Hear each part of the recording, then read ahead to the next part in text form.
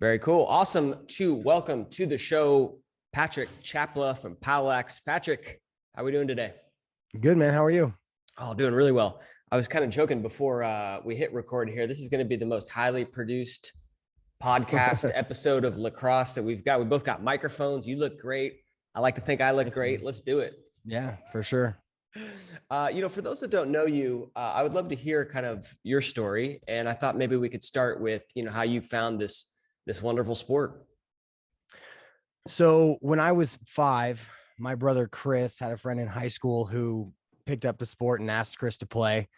And then my other older brother, Nick, he picked it up as well. And so they played through high school, and we basically transitioned from being a soccer family to a lacrosse family.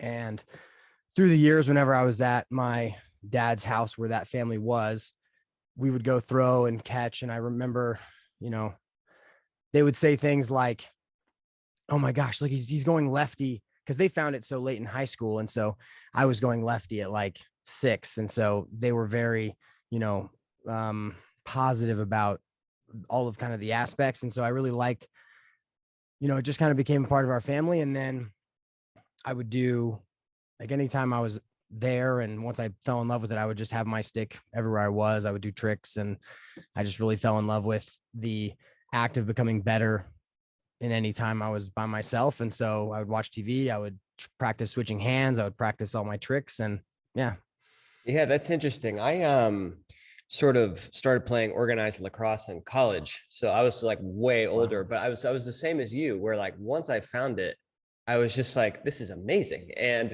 I'm like this 18-year-old kid, like hitting the wall, carrying my stick around like a true lax rat, at such a late age. But it sounds like that was you, which is interesting because you said you grew up in Colorado, right? Which I imagine at that time wasn't too much of a lacrosse hotbed. Well, it was there. So it was all of the beginnings of all of that idea. So now everyone kind of, I guess maybe it was the Outlaws and the Mammoth coming that really kind of solidified the idea of Colorado being a hotbed. But once there's like this group, I found there's this group of like Hobart players who all moved out to Colorado and all started like to build everything. And even back then, I'd say it wasn't quite like it is now. I remember being able to go play in the Denver Lacrosse Club high school seasons, and I would go at like 8 a.m. for our game, and I'd be able to stay till noon playing in everyone else's games too, because it wasn't so big. But now, everyone's teams are stacked. You can't really kind of like hop through it. It's kind of like that in men's league with certain teams, but it's just all grown so much.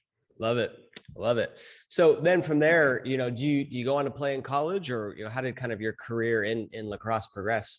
So I didn't even really think about playing in college very much. I knew it was a kind of a goal I had, but it wasn't something that I focused on.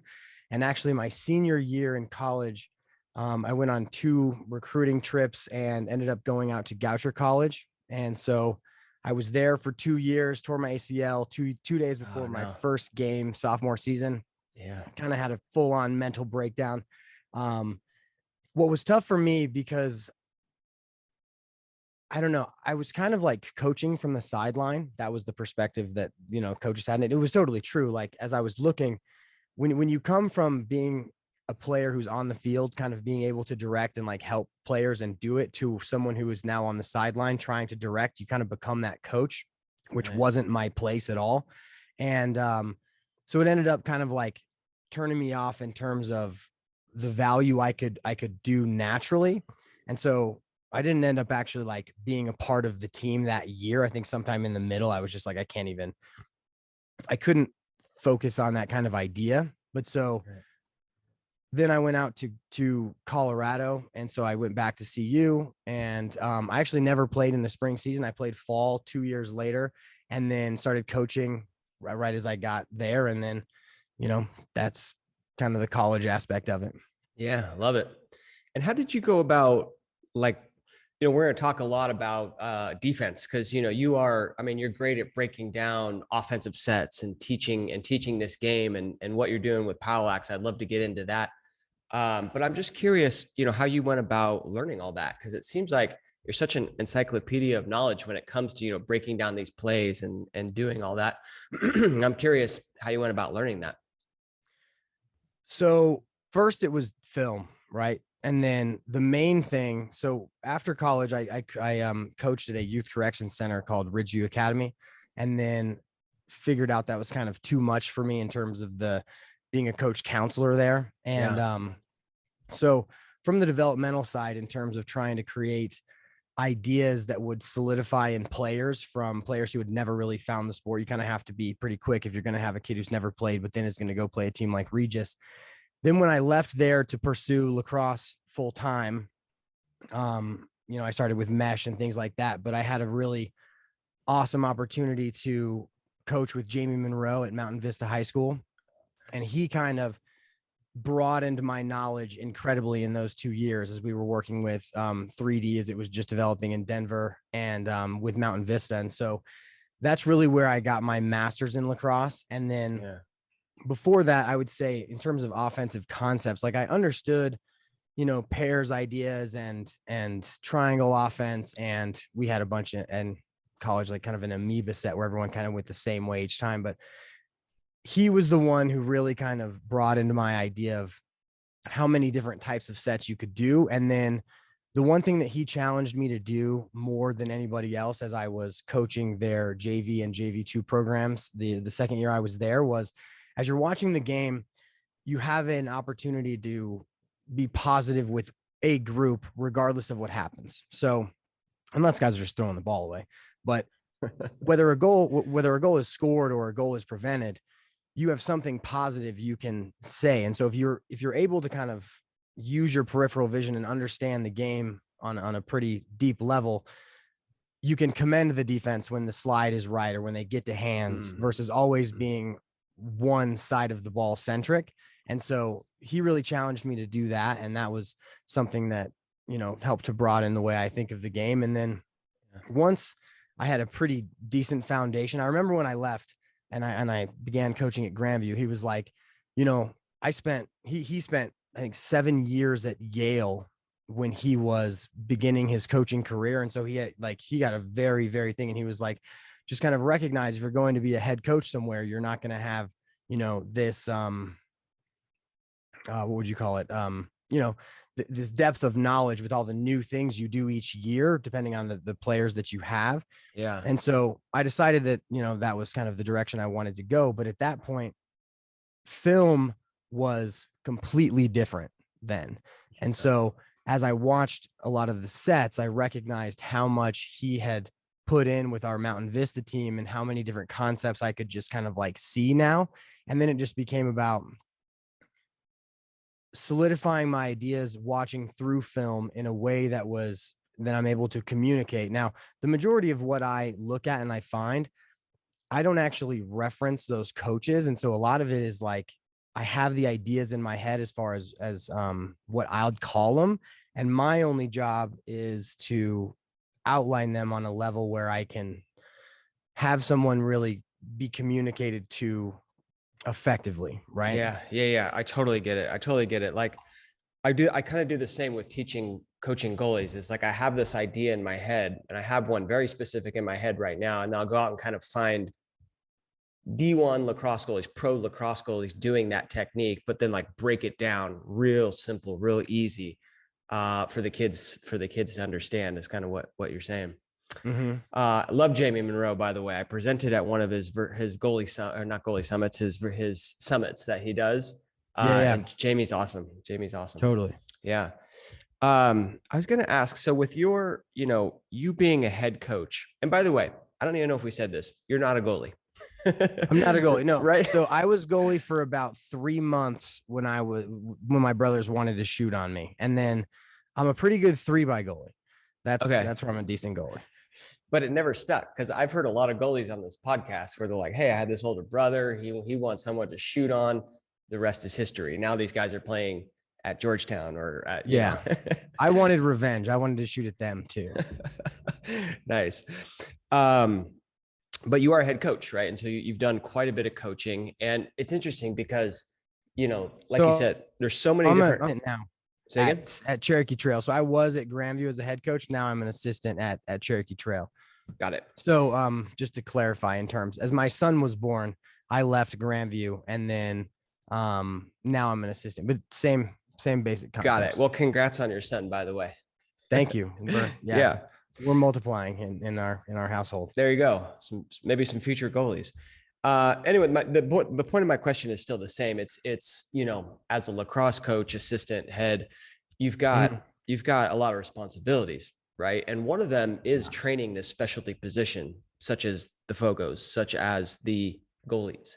And how do you think about, if you were a head coach, like what would be your advice to like a new lacrosse head coach on like how to incorporate those specialty positions? The first thing is you have to dedicate time in practice or before practice to give them at least. So for goalies, they have to have a solid foundational warm up in every single practice. It's non-negotiable. Like you can't skip over that in any way. Right. And from my perspective, it's all about incorporating as many people in from the community that you can, especially for young coaches or coaches who are, maybe dads who have to step into that role. It's rely on other people who can maybe focus on that position. So we now have a face-off coach who takes our face-off players, every day for a good 45 minutes to an hour to really solidify that position. We don't have a goalie coach in the same format, but we try and give our goalies a good warm up as stick skills are going, on other sides of the field. And so I'd say it's dive into the basics, utilizing, sites like yours, and get a good foundation, or have someone who can get a good foundation in terms of what coaching in that area is like, so they can get a decent understanding, through time. And then if you're lucky enough to live in a place that has, we have LXTC out here who runs, which is Trevor Tierney, and so they run Goalie Evolution Academy, and they, 1 or 2 sessions with them is to give a solid foundation is unbelievably transformational. Our goalie is a sophomore. He won the starting varsity job playing goalie for a month last February. Wow. And one of the things he did was he went to those, he went to their clinics, and it was just his dedication has really helped him a lot. Yeah. But that foundation in terms of technique and how to stand and all of those things has really helped him a lot. I love that answer. Yeah, think that's totally correct. And it's interesting. Yeah. Once you get just a little bit of a base, and maybe like you get the interest for the lacrosse position, and you kind of learn the basics from my site or from Instagram or from YouTube or from wherever, then going to like that camp, I think can take you to a whole new level. So I love that. And by the way, so speaking of them, Ryan LaPlante, episode number 1 of this podcast. Awesome. Yeah. I edited a video for him, and then I had this idea, and I'm like, hey, Ryan, at the time he was with the Outlaws, I think. So yeah. And he did it, and it was great. It was awesome. I love those guys. So when did POWLAX start then? And how did that idea come to be? And what was kind of your initial thought with it? So when I was at CU and I was coaching for Boulder Valley and Icon, actually, when Trevor was with Icon with Josh Sims in Broomfield, I wanted to do lessons. I knew I wanted to coach. And so I was actually watching. So what most people don't know is POWLAX actually stands for Pack of Wolves Lacrosse. And so I needed a name, I needed a logo, I needed something to send to people to say I was doing training. And I was watching the Planet Earth series, and there was a video that they found of wolves essentially sending like a flank dog out one way and then pouncing on the deer at the other spot. Right. And I was like, dude, that's offense. Like you draw to one side, you swing it to the backside, and you attack. Right. And so that's where the name came from. And so POWLAX started as a private lessons company. It blossomed into a mesh producing. I did custom mesh with Colorado flags, US flags, all kinds of custom. The goalie pieces were actually always the best because they were, I had a lot of room to, be creative with. Yeah. But, bigger canvas. Exactly. Yeah. So I was actually talking with Dave Denenberg. He does a lot of stuff with the Team Israel, or the Israeli national team. Yeah. And we were talking yesterday, we had a box game on Sunday, and he's got this really awesome, like full-sized Woody. And so, either way, I made him a stick that had the Star of David on it a while back, and it was just a kind of a cool thing. But so it went from mesh producing, then it went into making videos. And I remember I'm probably going to release a video, my very first ever video that I tried to create, which was me with my flat build hat, like just so novice, just kind of to show the depth. Like you look at this, thing now. This was actually my wedding present. My wife and I got officially married in September, and creating a actual office setup was kind of one of my gifts. But it's amazing how much just getting started is so important in things like this, Yeah. I don't know if I skirted around your question or not. No, that's great. That's great. Yeah, I totally relate to that, because it sounds very similar to how I got started with Lax Goalie Rat, right? I'm like embarrassed when I look back at some of the quality of video and audio, like at that episode with Ryan LaPlante's like me on the laptop, and it's, we got the earbuds going, and but yeah, if you got the passion for the sport and you just get started and keep going, I think that's the key. Totally. So love it. In Love it, anything. man. Well, you look good. You look good now. Thanks. You got the studio set up. Looks awesome. Right. Then it's funny because this is all about being able to be quick, right? So like before, if you watch a bunch of my first videos, those took all the videos take pretty much a long while to plan. But once you kind of start getting a database of things, you can really like access things quickly to get content out. But yeah. And I have a little home studio set up too. It's nice because you could just sit down and like hit a button and it's ready to go. Right. So then you think of an idea and you're like, all right, let's get this out there. Exactly. I love that.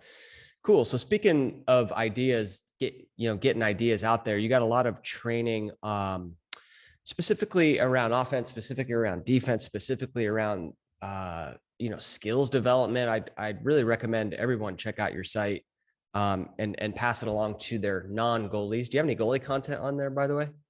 I don't. So right. the only real goalie content I would say that really applies is, clears and defense. And so from a non-goalie as being myself, my choice was to rely on others to produce that content. And I just got to get around to making that a thing that I get done.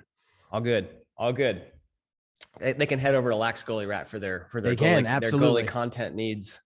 Absolutely. But one thing you do have is a lot of great defensive material. And I wanted to, if we could, in this conversation, talk about team defense. So, if there's a young goalie listening to this, if there's a young goalie dad, doesn't understand anything, that kind of just getting started, some basic concepts to where they can take out to the field to really understand, all right, I know team defense. I know, I don't know, clears. I know individual defense. So I can help.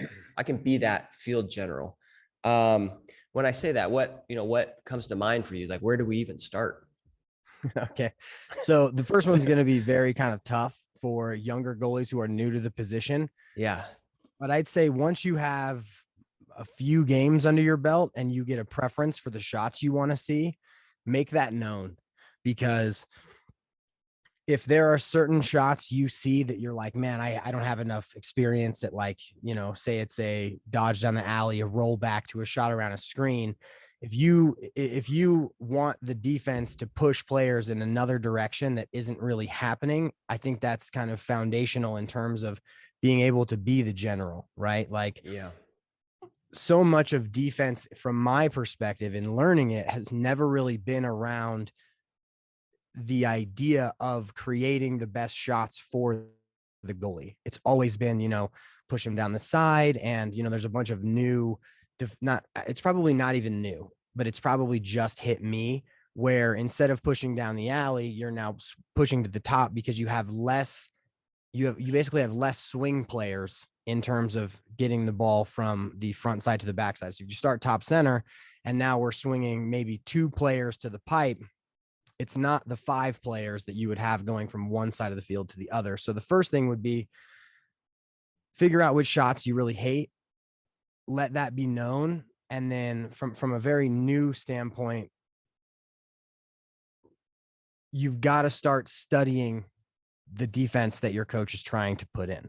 Yeah. right? Like If I could just you make have to a understand. quick comment on your first point, if we could wrap Yeah. about that for a little bit, because I think that's a really important point. And one Yeah. of the ways that goalies can do that is in practice, like you said, just communicate, right? In practice, someone takes a shot and it's a 13-yard shot and it sails wide. And you're like, I will save that one 90% of the time, right? Yep. As soon as that sails wide, you're telling your team, take a couple steps out, like, guys, all day, I'll take that shot all day, right? So that's Totally. right. That's one way you can do it. Or on the other hand, right, they score and it's top center and it's, 9 yards. It's like, hey guys, let's, I don't know, push him out. Let's not let 23 shoot. Right. So those are the kind of commands or communication tactics you can use to let your team know, like, I want this kind of shot. I don't want this kind of shot. Right.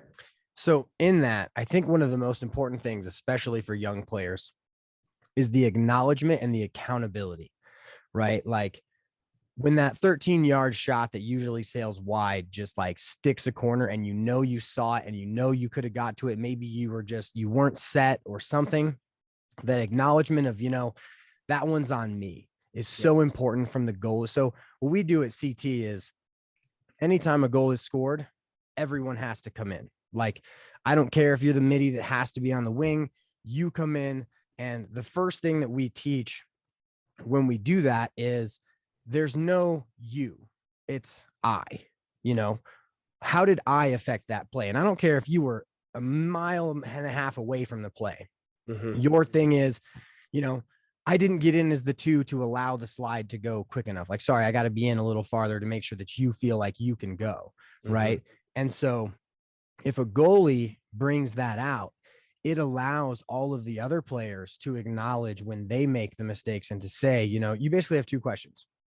Is it, did we not understand what we need to do? Or did we just not execute that point in time? Right. And so that accountability will allow, first off, it'll allow players to understand that failure is a part of the game and that you're allowed to fail. The key is making sure that you're allowed to fail in a sense of you're going to try not to let that happen again. Yeah. But it allows us to kind of all be on the same page together and to, work towards becoming a better team so that we can all communicate. Yeah, totally. And owning your mistakes is a part of leadership too. I mean, if your team D sees a goalie and they're like, oh man, he should have had that one. And the goalie's like, guys, like that's on me. I should have had that one. You earn some respect in their eyes. Right. So yeah, I love that. I love that. Okay. So we got that, the communication piece. And then you were basically getting into, there's not like a specific defense that you could teach right now. It's kind of more like what is your team trying to do, right? Let's understand that at the deepest level possible. Totally. And how do you do that? So it depends on the level. So from my perspective, in terms of a goalie, your first objective is, see the ball, react to the ball, stop the ball, right? Yeah. Once that is not a terror in your head and you're not over anxious about that, you can start adding in new stuff. This is at least how I perceive it from someone who's not a goalie.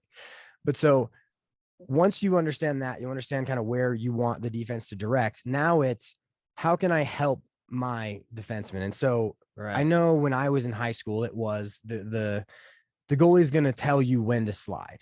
And we've gone away from that in terms of reading the plays as a point of almost creating any kind of 2-man. So if you just have a crease guy and a dodger, the crease is probably going to mirror. And so for the defenseman there who's thinking about sliding, he's got to read that play and then, judge when he's going.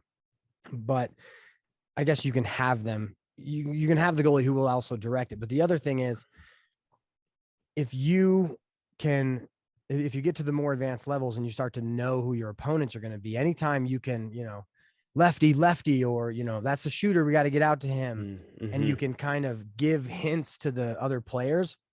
That's invaluable. Things like, and I don't coach this enough, but I definitely need to in terms of warmups and things and how we train our goalies. And it's always giving where the ball is, because as I've been playing box and getting back into that, I noticed that as my head's on a swivel, as a more offensive player, I think defense is the hardest thing in the world. right behind being a goalie. Because as I'm spinning like this, balls move twice, I haven't caught the ball, right? And so by knowing where the ball is because my goalie is talking to me, that's huge. And in terms of driving up from X, are we going to turn him or are we going to drive him out to the wing? Are we, showing and going? If there's a 2-man at X, am I, stepping to the pipe and kind of stepping out to get that role player? Cause we're going to send a double, and there's all kinds of advanced kind of tactics. The main key I'd say is you need to know everyone's job at all times once you get up to that level. And that's where you see, goalies, who really excel. Like I love Galloway. He's so loud. Like any of his broadcasts, you hear him all the time. Right. Yeah.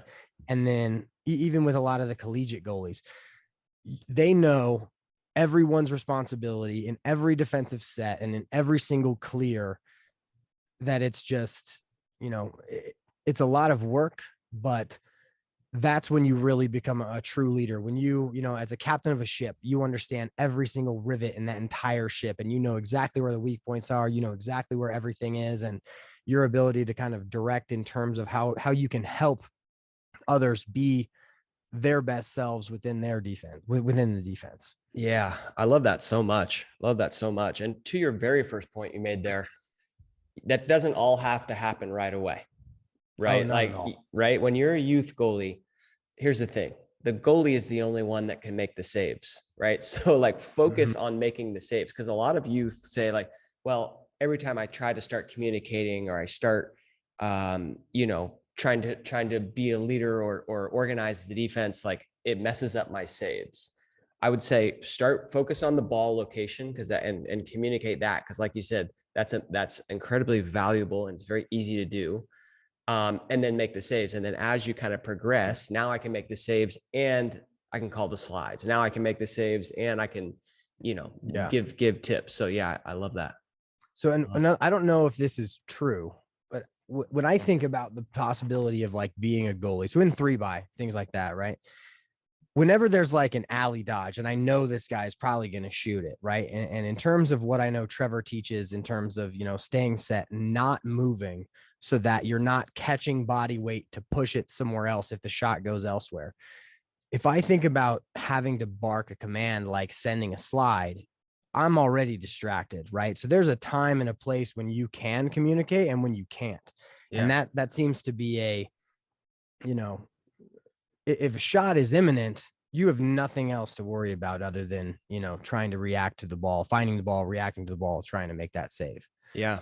Oh, I've had Division I goalies on this podcast, college, best goalies. And I asked them how do you, as a freshman communicate to your defense?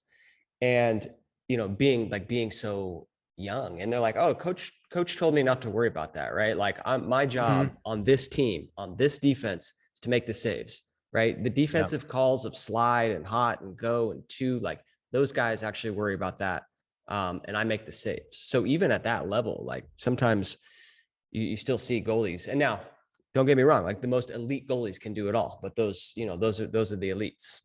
What is your thought on that? Is it all based on the specific goalie in terms of, do you tell them to possibly initiate decisions for the defense other than turn him or individual one-on-one defensive hints? Yeah. To be fair, I haven't coached a lot of organized team lacrosse. I coached I coached an under 12 Berkeley team right after I graduated. I was the head coach. So I've got a little bit of experience, but not quite a bit. But I think that it just depends on the goalie. Some goalies can handle making the saves and handle making the communication, and they love it. They are those leaders. They are the captains out there, and the defense just gets pumped up and revolves around them. And some goalies are not, right? Yeah. And I think that if doing the communication is causing them to not make saves, then you got to focus on the saves. Totally. So, well, cool. So if we're talking about defensive concepts, what else should we talk about? well, so the one thing that when you reached out and you were like, let's talk defense, the one thing that really stuck out to me was clearing. Okay. Like, Yeah. so when goalies are clearing and understanding the clear and how it works and how we're spreading the field, the goalie is the one player on the field that I feel like, regardless of who they're talking to, for the most part on coach teams where players understand, I'm not going to do that part. So I'm going to try and help in as many ways as I possibly can, to help our goalie. Their ability to direct and understand how clearing works is so foundational, right? Like, Yeah. you are Tom Brady, Yeah. right? On the clear, you are. And so I think that in terms of owning the idea behind the clear and where players are is something that can go kind of to the wayside when some coaches are trying to organize and do everything else, in terms of just giving the goalie the ability, and the goalie really focusing on understanding how the clear works, so that when we do, come back into the defensive end and we all talk to each other, recognizing how to lead in that quarterback sense of being the quarterback of the clear. Right. Yeah, I 100% agree with that. And that kind of gets back to what we were just talking about. We're like, ideally you understand the defense at that level too, but certainly the clear. I mean, you like you said, you are Tom Brady on the clear. You need to understand like where the looks are. You need to help communicate who are the open people on the open folks on the field, as the goalie. And then, yeah, I mean, then there's just, outlet passes and little crease play that you can learn. I've got some videos of that on my site, kind of teaching those concepts. But when you teach the clear specifically for a team defense, like what kind of ideas do you talk about? Well, so it's, if we break out in a clear, you got to know. So here's how I kind of teach it. Say you make a save. You've got, I'd say three quarters of a second to look upfield. Then you kind of look out to your mids who should be heading off box. And then you've got another, second to look left and right to find out where your bearings are. And by that time, you got to know who's around you, and you got to get out away from anyone who's, trying to have their stick up, and so from that perspective, it's then, you got to know where your looks are. If everybody is, if everybody's covered, or your wings are now covered, you've got to buy yourself time by moving your feet and then finding whoever's open up field. Yeah. Right. And then if you have time, now we're all walking up together. So those defensemen who've bananaed out for you and you move it out to one of them, if they start taking space, you've got to take space with them, and you got to stay even, because the ability to like be looking upfield as a defenseman, taking space, and then turn around to look back at you near the crease, like just understanding your job in those, as well as, how alphas work, which is, who's guarded by the attackman, who's going to step over. Do we have a second sub coming back towards us, depending on which clear you're running? But it's just, you really have to kind of know all those things. I think I skirted around your question again, honestly. No, it's all right. It's all right. Yeah, 100% agree with that. Yeah, the way I coach is, and it's interesting because a lot of young goalies will talk about almost like a sense of panic, like a feeling panicked when they make the save, and like that's a horrible feeling. Totally. For a young goalie, especially after you've just done something so amazing, which is make a save, right? Totally. So, and now I feel panic. So the first tip is just relax, right? I mean, you got 4 seconds, you got time, 10 seconds in the women's game, obviously. But yeah, the first look, is exactly where the shot came from, because a lot of times that midi is your He's defensive watching person. His shot. He's watching a shot, right? It's exactly what it is. Like basketball, Totally. just watching the shot, right? And the defensive midi's behind him, and you can just hit a little lob, and there you go. You're off to the races. But the other thing I was going to mention too, in terms of being like a leader, is, always providing your defense like a clear option. I think you kind of mentioned this when you're talking about moving up as a unit, but also like, your defensive guy scoops one in the corner. Now as a goalie, I'm going behind the crease to give him an option to pass and yelling, here's your help, right? Here's your help. Yeah. So I think understanding that element of the clear makes you a leader, makes you a better goalie, right? Totally. Yeah. Cool. And then, so like on your site, you teach like different, I know you've got like a bunch of different defensive concepts. Talk to me about, and maybe you could even like give us a little behind the scenes, like sneak You peek want some here. stuff? Yeah, let's do it. Let's do it. Because I know you break down video and kind of go through it. But it'd be cool to see if one or two, if we could. So let's find one. Okay, so here's one actually. Okay. This will be a fun one because I actually got to make something on this here shortly. So one thing that I think goalies have to understand, okay. When you get to the advanced levels and you understand, we got crushed on this last year. So we were actually playing East, and East is coached by Dylan Ward. And it's getting to the end of the game. We're down by, I think, 1, and they have the ball, and you recognize that we do not know what to do. So like in terms of what I call end game doubles, what do you do when they kind of either pull it to X or they're playing in, you have to go send a double, right? So I'll kind of show you kind of where so your team's down by 1, like you need the ball. Yep. Right. You got a double. Here we've got a bunch of clips using score break, and this is what they use. But so, in this situation, North Carolina is down by 2. They're going to have to send a double. How do they do it? Right. So the ball is thrown. Goalie's got to know to come out of the cage. Are we doubling with the goalie, or is the goalie going to be sent out to someone else to send the double with someone else? Right here, they caused the turnover, and now they're moving upfield.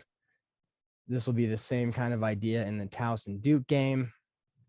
And so in terms of being a goalie who kind of knows everything, like you got to know the plan in these situations. And I'm not sure exactly where, what all of these exactly are, but here. So this is one thing that I love doing.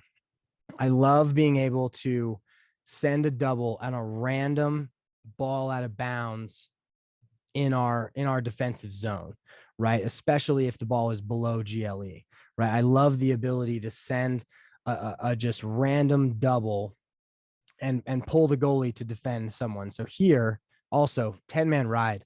Like I love the 10-man ride. I love the ability to just be a player and to try to defend in space. Yeah.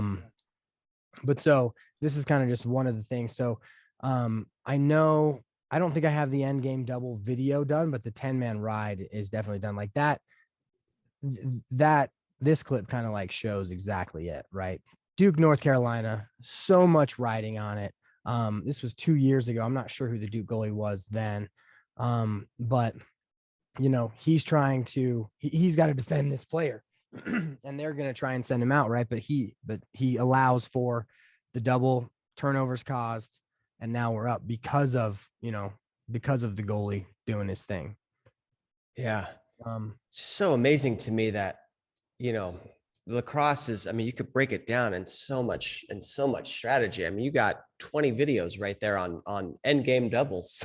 Right. Yeah. It's awesome. Right. And that's just like, that is just such one small element of this game. But yeah, hey, it could get you a win, right? If you understand that and you and your team and you as a goalie know, like, all right, this is what an end game double looks like. This is what it looks like when we need the ball and we're down by 1 or 2 with short amount of time. That's crazy. Totally. All right. Now you got me super curious. Who was the Duke goalie 2 years ago? Right. While you look at the next one, I'll look that up. Yeah. Let me see if I can't find, I want to find the high point 2-man. Let's see. Turner Upgren. Yeah, I never had him on the podcast. Yeah. One day, Turner. Right.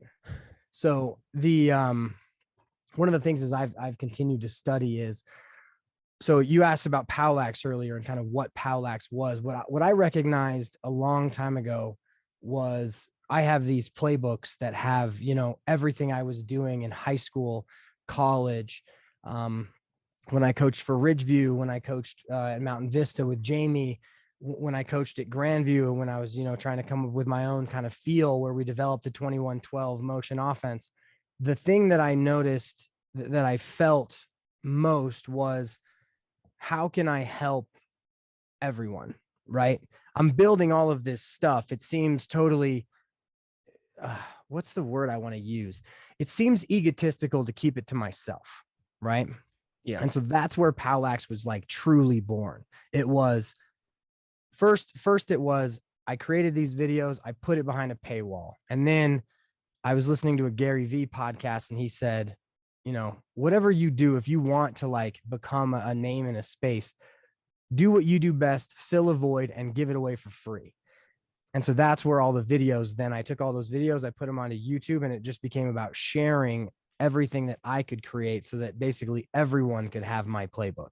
Right. And the thing is there's this feeling of like ego of like, I don't want you to know what I'm going to do, because then I don't know if, you know, because I'm giving you the information. Right. But when it comes down to the day, my understanding of the game has nothing to do with what our team is going to do. Right. Like, just because I understand how I would like my goalie to play, you know, picks behind by coming out to play the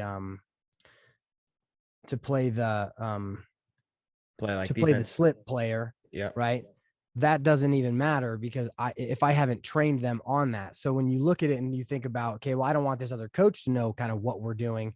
You got to think you're at you're 3 stages away. What did I have? What did I put on the internet? What did that coach take from what I put on the internet? And then what did that coach give to the players on the field about what I put on the internet? And you're like, okay, that doesn't matter.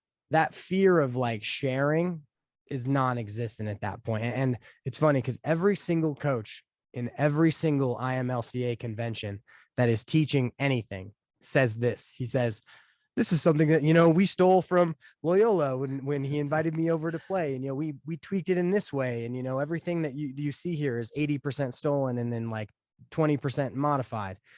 And it's cool because you kind of just get this understanding of everyone in the lacrosse community is a group that is moving through time, helping each other and helping to create the best environment that we can for each other. And that's kind of the overall idea that I have behind POWLAX in general. It's like, how can we help each other? How can we do best by one another? And one of the things that, like, for any coaches that are listening, I love congratulating an opponent goalie when he makes a great save. I love it. It's going to help you with the refs. It's going to help you with everyone. And people are going to understand that you value the soul and the value of the game more than you value just winning or your own thing. And like, you know, I've had goalies be like, look at me and like shake my hand as that first player in line and be like, dude, thank you. Like, just your congratulations was like, you know, it just means so much to find value in the game instead of just value in your guys, because we're all just these nodes in this big network of lacrosse, and just that positive environment we can all create for not only our players, but the players we're competing against is just so essential to, you know, creating just a great environment. Yeah. And growing this game. I think that your story is very similar to mine in the sense that, you know, I wanted to grow the game, and I wanted to do that via like getting this goalie knowledge out there, the kind of goalie knowledge that like I knew I had, because people kept asking me those exact same questions, like over and over and over, until it was like, you know, I couldn't stop thinking about it. So let's get it out there. Right. And then somebody in, you know, a small town in the Midwest can now like get amazing lacrosse goalie coaching, or like amazing defensive coaching or offensive coaching, like what you offer. So that's awesome. That's awesome to hear. And there's so many, I mean, you know, I'm sure you've gone down rabbit holes in lacrosse where like, I mean, you just showed us 20 videos of end game scenarios, you know, so you're like, next thing you know, you're like down this rabbit hole. But you can do that in lacrosse goalie too, because there's a lot of different ways to play the position, right? Like you look at a guy like Dylan Ward, 6'5", right? Huge, big guy, right? He comes out, right? He plays a real high arc. You look at a guy like Adam Gittleman. He's my height, 5'8", 5'9", right? Yeah. Shorter, quicker. So there's a lot of different elements, even at this lacrosse goalie position. And I think that for me, like studying these guys and kind of calling out like different things that they do to see if like, hey, is that something you want to do in your game? Yeah. Give it a try. If it works, you've got a brand new technique. If it doesn't work, then you can feel even more confident knowing that like, hey, I can't play a high arc. I can't, that's not me. It's not my game. Right. So yeah, you reminded me again about Dylan Ward. So the whole point of the end game double story was to tell you this. So ball goes out of bounds. They call timeout, or they were about to run out of the box because we still have to keep it in Colorado. So we don't have shot clocks yet. And so they call timeout. As we came out, we sent 7 field players. Right. So we didn't even bring a goalie because we're down 2. We have to get the ball back. Right. And so Dylan is like, illegal. You can't not have a goalie. And like, for me, I was like, what are you talking? Like, how is that? How are we in an advantage not playing with a goalie? That's awful. Right. So we ended up losing the game. And then in the handshake line, Dylan's like, dude, just make your goalie play attack. And I was like, ah. You're kidding me. I'm like, dude, you should have told. He's like, I'm not going to tell you in that scenario. But so in an end game situation, if you ever want to have 7 field players, your goalie just has to be an attackman. And so it was just so funny that, in that competitive nature, like he shared that with me after the game. He's like, I knew what you were trying to do, but that's just how you do it. And so it was just so cool in terms of kind of understanding that concept from Dylan, which was just awesome. And you got a great story behind learning right? That lesson. Yeah, totally. But you're right. The rule book says you have to have one equipped goalie on the field, but it doesn't say where they have to be, right? They can be in the attack zone. They could be in the defensive zone. That's awesome. Totally. So before we talked about, so I want to show this clip of picks behind. Virginia High Point, third quarter. High Point's down by 1. We got picks behind. So there's a video I made on this play from Virginia. They're 2-2-2 from X, which they run it so well. But so now this is Tim Troutner in goal, who obviously everybody knows now from his behind the back in the MLL or the PLL game. But so basically he's going to come out and he's going to play this. He's going to allow for the double to happen because he's playing the slipping player. Yeah. Right? And so like, I also have a video on what you do on hangups, right? So in the Syracuse, Maryland game, McNaney, they got hung up, right? And his ability to play a pipe and then just push the goalie wide enough or push the attackman wide enough to allow the defenseman to play it is so huge. But so you watch this and they ran this again before, but so Conrad can't make the play. Now we're in transition and you just see, our transition work. Nice goose. Asher catches it inside, has a nice dodge to a filthy BTB goal. and that was all because of like, this is the play of the year in 2019 from my perspective, right? Like this was incredible because he comes out to play him and then you have this push of transition. And then, just the way to end it with Asher sticking this BTB was just unreal. Yeah. That all starts because of Tim. Yeah, I'm a huge fan of goalies, if they can, like, being involved in the defense where it makes sense. And if you're just listening to the audio, what happened on that play, like 2-man play from behind, guy goes to set a screen, Tim Troutner sort of slips out the back. And instead of doing like a switch or fighting through the screen, both defensive players just stay there and double, right? And Tim slips out the back and covers the other guy. So he goes to look to make that feed as you would when you get doubled, right? And he goes, oh crap, like the goalie's covering that guy, and then he gets stripped. I love that play. Totally. Yeah. Let's check out one more of those, could we? Yeah, let's see. I'm actually not sure. This is one of the only teams that I know does it. So let me, I know they did it a little further. Let's see if I have it tagged. What is this software, by the way? So this is Scorebreak. And so basically this is So a buddy of mine in high school, Jordan Hendry, he created it. And so this is what I'd say. So if you ever see an iPad on the sideline, like for Maryland, UNC, Denver, they're all using this. They're all using this software. And yeah, so wow. I want to say they said they have, what is it? I don't want to say they have like 80% of the college. Okay, I think this is the next one. This might be the same one. Yeah, it's the same one. Here it is. I think this is another game. Or no, this isn't it. Sorry. Let's see. There's a double coming soon, though. That was a nice double. Is that Alex Road? What? How old is this? I think 2019. Yeah, Or it might be a little earlier. Let's see.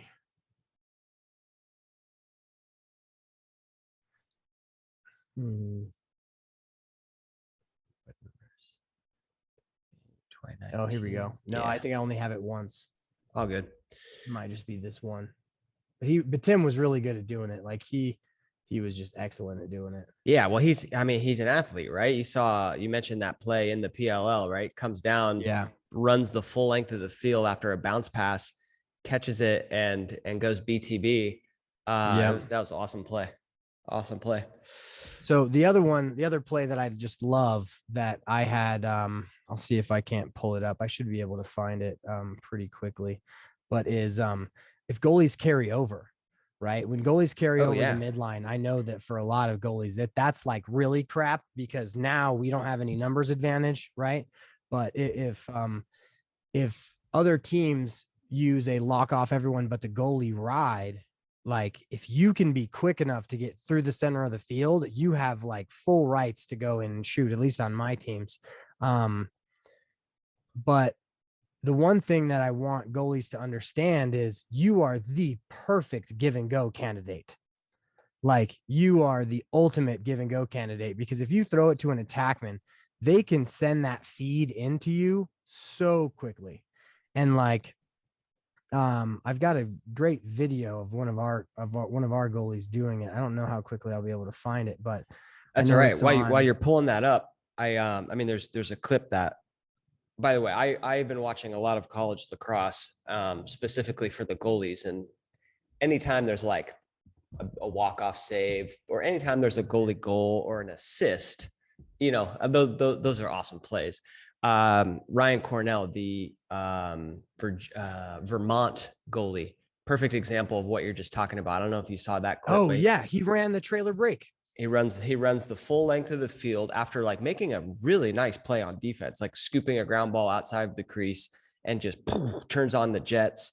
Lacrosse dads would be yelling wheels and turns it on and gives it up like sort of outside of the box almost to his attackman, and then just keeps on going, gets it right back. Right. He's about ready to become a threat to score, dishes it off, guy scores. Awesome play. Totally. Yeah. But yeah, it's amazing how the defense, when a goalie comes over, right, everyone knows that like pride point of we can't let the goalie score. Yeah. Come on. Well, if the goalie scores, it's a huge momentum swing. You know what I mean? Like, your sideline's going to go nuts if you're doing it right. Absolutely. Yeah. I remember the first time I saw our Mountain Vista goalie had a goal, and it was because they did that lock off ride, and it was just, it pumped us up. I think we won that game by 1 against Rock Canyon. It was a great time. Nice. Yeah. Goalie goals. Oh man, nothing can change the momentum of a game like a one-on-one save or a goalie goal. Totally. Especially like a double fake finish save where the goalie like bit on the first, but then somehow gets back. And like, I totally blame the shooter in those situations, because you're like, he bit so hard, but you just put it back where he was like. Yeah. You're talking about like the Tillman Johnson, Kyle Bernlohr, like you jump up, you get faked, and then you reach across and make the save. Love that save. Like McNaney in the Maryland game this weekend, he hopped out to play the sneak from X. He hopped out a goal. And so then the ball moved once and then shot came and he dove back into the goal. It was when they mentioned that he was like limping, but he was actually out of cage when I watched it again. He's definitely a goalie who is, next level. Yeah. I think you just had what's the Virginia's goalie's name? Tillman Johnson or Alex Rode? No, the new one.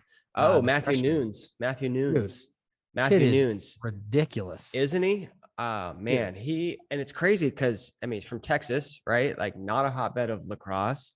Yeah. And I just had him on, and he's just awesome kid, awesome young man, just like in terms of the way he thinks about things. And, I asked him, he's the number one goalie of his class. And I asked him, like, that list comes out and like, how you feeling about that? And his answer was just like amazing, just like giving credit to all the other goalies, right? Like these guys are amazing. But at the same time, like that's a pressure on me. That's a privilege. I get to work that hard, right? To maintain that number one spot. And totally. Just, awesome guy. So yeah, I'm rooting for him big time. The thing he said that was like, that Virginia has the privilege of having that pressure of being 2-time defending champions is, the goalies who have been there for years, who he beat out as a freshman, right? They're like, we just want to win. Yeah. We just want to win again, right? So I don't care if it's me, I don't care if it's you. That's something that is so difficult to build within your culture. A book I'll mention is Extreme Ownership by Jocko Willink. That's definitely something where, as they were in their combat zones, there's no room for that, right? You got to take accountability for what you do, and you got to make sure that you're doing whatever you can to help the other, the other players around you. And the way just the culture that Coach Tiffany has built, and the way, I hope that in the event that he becomes a junior and the new freshman might beat him out, I feel like because of their culture, he will maintain that. Of course. Yeah. As he grows. Yeah. That kind of leads to, I know we're at the hour. We could probably chat all day about lacrosse, but I do want to talk about one thing. As a head coach, how do you instill a culture that respects the goalie? So first, it's acknowledgement in any save ever, right? Well, yeah. Anytime the goalie makes a save in practice, it's like everybody's getting up for him. And so it's funny because I've had a bunch of teams who, when our attackman snipes the corner, but when our goalie makes this like crazy save, it kind of went unacknowledged. And so it's at that point, we'll bring everybody in. Like that's the play you got to commend, right? Like, and so I think that's definitely where it starts. Yep. But then it comes into, obviously getting your goalie at the end of games. And then in terms of like respecting goalies, like I'll go back to my comment on like when an opposing goalie will make a save, like commending them on the save, because from a head coach's perspective, the way you hold yourself and what you pay attention to is more important than what you say. And so as you're trying to impact young people, you can tell them something till you're blue in the face, but until they experience it, they're not going to have that true understanding of what you're meaning. But they do understand how you hold yourself and what you pay attention to, right? Like if you're running stick skill drills, but you're not focusing on them, stick skills kind of fall by the wayside. If a goalie makes a save and you're not commending them, it kind of falls by the wayside. The other thing I'll say is making sure everyone knows that when we get scored on, everyone comes up and, daps the goalie and we all figure out kind of what happened, and then that kind of goes back to your accountability piece. But I think it's just setting the precedent that on every save, we commend them, and just kind of leading by example in that respect. Love it. Totally. Yeah. Like a lot of youth coaches, I'll see like, hey, I'm having trouble like getting someone to come out for goalie, right? Like that's and one of the things I'll talk about with them is like, well, like, are you making it fun? Are you making it cool? Like, Yeah. you know what I mean? Are you giving them the tools that they need? And a lot of times the answer is no. And it starts with going nuts on saves. Like you said, it's the first thing you said. That was first thing in my head. Like, if you're not going nuts on saves, then what are they even doing in there? Like, I mean, Totally. like that makes it so much fun for the goalie, because getting hit with a lacrosse ball in the shoulder, in the calf, and the thigh, that sucks. I mean, that's not fun for anybody. And like, pros will tell you that, yeah, you get used to it, right? But what makes that so great is seeing your teammates go nuts, is seeing your head coach just, jump up and down because you made a save for the team, and that feels really good. Totally. So another one we do with tennis balls is we'll have competitions. Yeah. So we're either running or we're not, based on what percentage of saves the goalie thinks that they can get against either a coach or a player. I So love like that. we'll put the player at like, 12, 13. If they can handle it, we'll run with the real balls, depending on how far out you are. But then they get 10 shots, right? If they save 6, nobody runs. If they save 5, everybody runs, right? But then everybody's sitting there watching, right? And so when those saves get made, then it's like everyone's elated, right? Yeah, right. Like, and that's just in that moment, you also, I think one of the things that on your podcast and many others in terms of goalies is like getting to the next save, right? It's really difficult in a game because it doesn't happen right away, right? And you're sitting there, and if it's in your head and you're continuing to think about it, it's really tough. But in that moment, if you don't make a save, next shot's coming in, 3-4 seconds or I don't know, 15 seconds, everybody's watching you, you're hoping. And like, you get that kind of repetition of like, okay, it went in, okay, but now I got to focus. Now I'm on to the next one. Which, and there's tons of pressure there if everybody's running. But I love that so much, because a lot of times, like, if you can create those pressure filled moments, then all of a sudden when you're in like a big game or a big tryout, like you've been in that moment before, and having the weight of, if people are running, if you don't make those saves and everyone's looking at you, that's a great scenario. I love that so much. So, all right, Patrick, this has been a ton of fun. I was going to mention, I just had a stick created by, I think someone that as well, the Loch Knots monster, John. Yeah. John. He strung me up a traditional goalie stick. So I can't wait to get that. It's awesome. Yeah, he's a good dude. Yeah. And you presented at LaxCon, yeah? Yeah. Awesome. What did you talk about? I talked about offensive exploration and essentially the transformation I've had offensively from going from like triangle offenses in high school to stuff we did in college to Cuse motion offense, basically through all the sets that I've outlined, and where I found faults in them, kind of like things I experimented with each of them. And, where basically a navigation of where I failed with each set to give coaches an understanding of exactly kind of what, they might see or kind of what I saw. And so actually I need to post that too at some point here soon. Love it. Well, that's the next step, right? Like after for a goalie, I mean, after you learn the defense, right?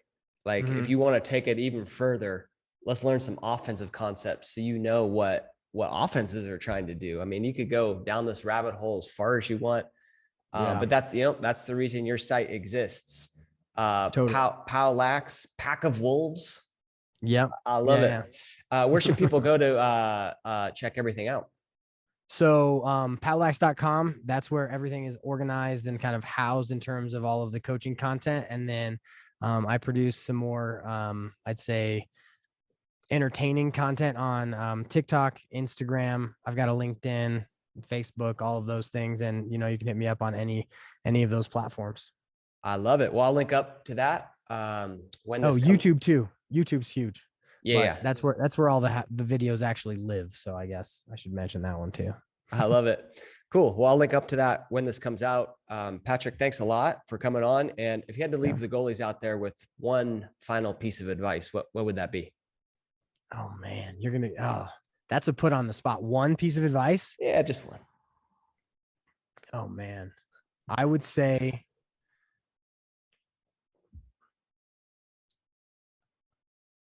failure is a stepping stone to success. So recognize every failure is you're just evaluating the waters, right? Like nothing, the cliche thing is every failure, or the only people who really fail are the people who quit. So you fail and then you end up quitting. I believe in that wholeheartedly, but really it's, every failure is an evaluation of what's going to work. And so, you got the 10,000 light bulbs theory there too, but, believe in yourself, believe in what your mission is, and just, keep plugging away and enjoy it. That's, I never found that love in being that player, but if you like it, like, enjoy it. Love what you do, especially when it comes to playing lacrosse. Like our game is incredible. And so you are the foundation of it, because when a goalie doesn't show up and I've got to throw a tarp in, shooters don't get the same practice. The defense doesn't get the same practice. It's not the same without you. Like never underestimate the void that, or the feeling, the void that would be left without you. Like you are so essential to, everything we do on a lacrosse field. Very well said. Patrick, thank you so much. Thank you. Have a good one.